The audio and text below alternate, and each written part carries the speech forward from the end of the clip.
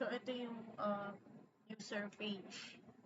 Sa user page, halimbawa, si user wala pa siyang account. Siyempre, bago pa lang. Wala pa account si user. So, mag-sign up siya dito. Lalagay niya yung full name, email address, password, tsaka yung role niya. If ang role niya is student, required na at student.ph yung gagamitin niya. If faculty siya, required na at faculty.ph yung ilalagay niya. If guest, at guest.ph. So, for example, ano ba? For example, ang name is John Lee. John Lee is student. So, siguro, password is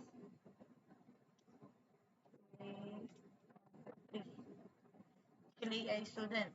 Student na lang gamitin natin. So, magsa-sign up siya. After niya mag-sign up, magla-login na siya dito. So, yung ginamit is Clay at student.ph. That's yung password na ginawa ni Clay. Magla-login siya. Ayan, may mga upcoming events na pwedeng piliin ni John Lee Sumagi. So, for example, gusto niya or may event siya na required puntahan na seminar. So, pipili siya dito or pwede siya mag-register parehas. So, try natin all. So, for example, gusto nila na training for code start. So, yun yung gaganapin sa May 31, 2025 sa Alaminos, Laguna. So, magre-register siya here. So, after yung pinutin, mag-pending. Tapos yung events na pinindot niya is lalabas dito. Ayan. So, punta tayo kay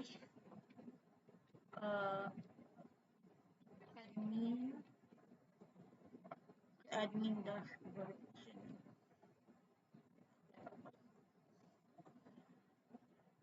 Kay admin, makikita dito na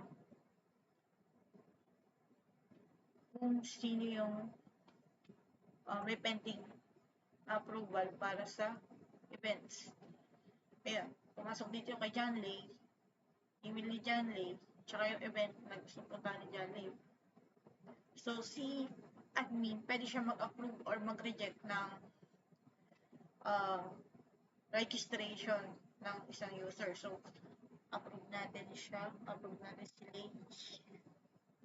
So, after niya ma-approve, tingnan natin dun sa dashboard. Refresh. So, ayan. Pag-approve niya, lalabas na yung QR. Yung QR na to is for attendance. So, ang gagawin ko, pipicturean ko na lang siya muna. Wait lang. Picturean ko lang yung QR. Picture.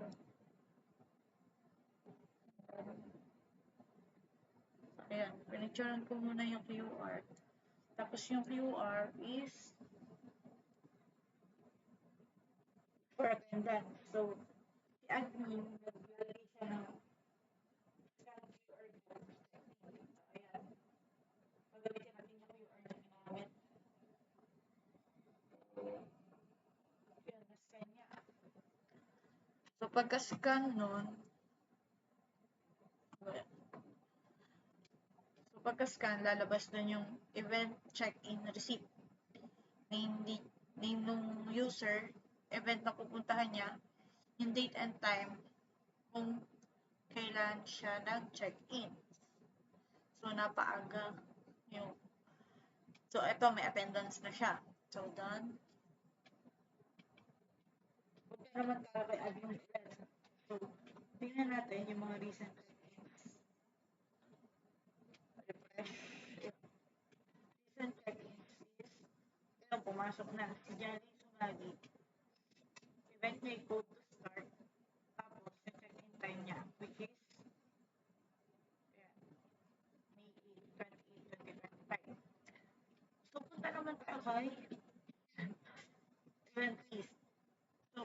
freeze, makita natin dito yung mga event.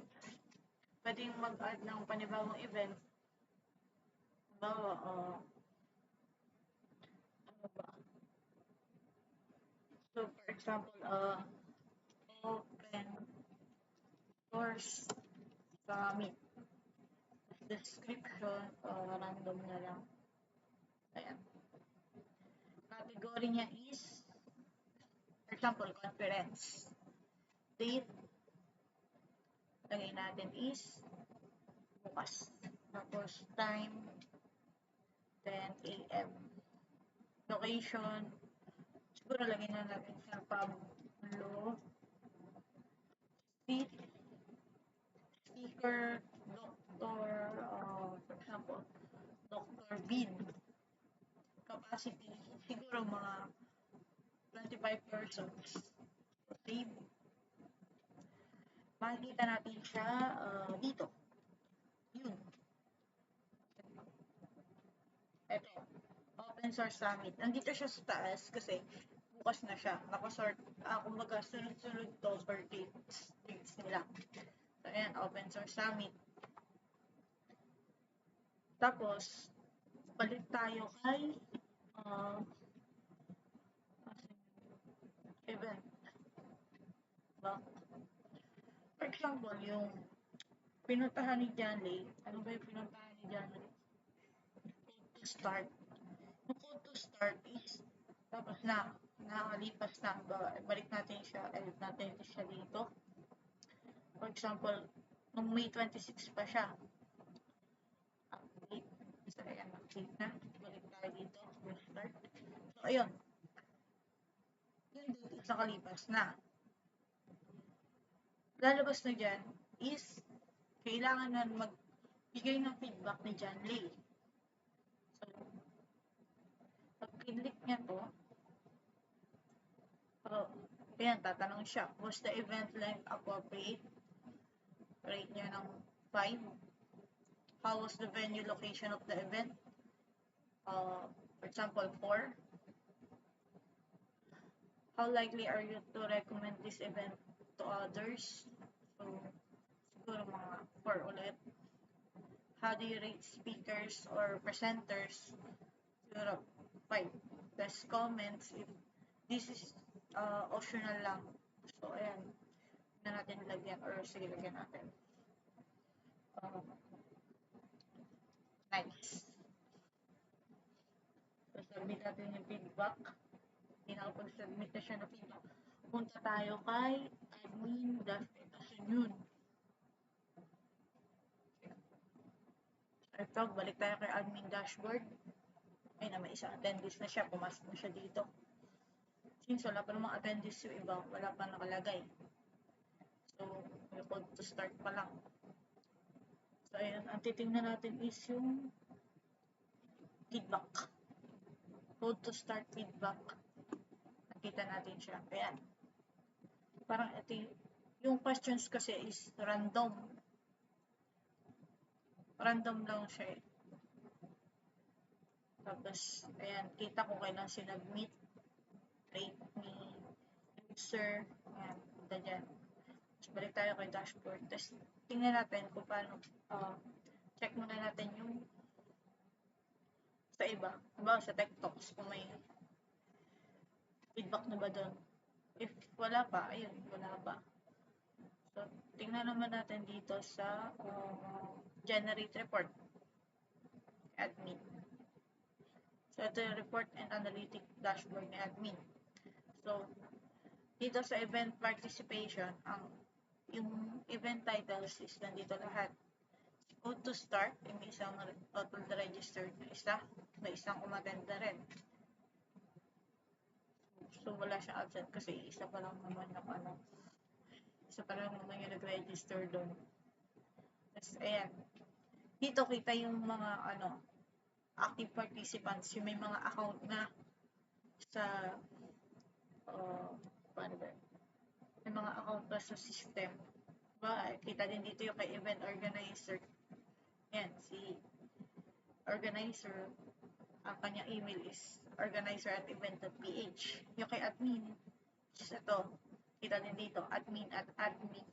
Add that me. Siyempre, wala sila ate doon ng event. Hindi naman sila ano. Tapos ito, meron din active dito si Bibi at student. Tapos si Kiko at guest. Tapos PH. Wala po silang ina-attendance. So, tapos ito, event statistics. Category based siya.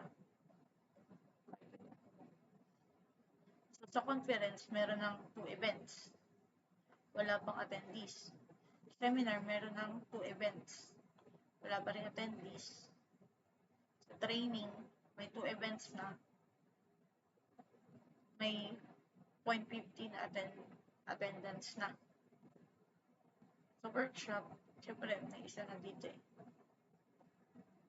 Sa workshop, may isang event, wala pang attendance. Kasi isa pa nga lang, ano. So, sa detailed attendance per events, dito papasok yung kay John Lee Sumagi. Ayan, pag-scan niya ng QR for attendance. Ito, sa event feedback summary. Ayan, 40.50 kasi hindi naman pinerfect naman. Sa code to start na event pa lang meron. So, ayan. Meron dito export as PDF, export as CSV, export as Excel, sa print page. Though dito sa print page, pwede naman siyang save as PDF. So, try natin i-export as PDF. Ayan. Export as PDF, ito yung makikita niya. Lahat din ng laman nung system, nung reports. Ayan na. Excel na export din siya. Attendance lang din. Tapos, Excel, CSV pala yun. So, ayan. Magpa-dashboard na tayo. So, ayun lang. Pwede din maglapag si admin.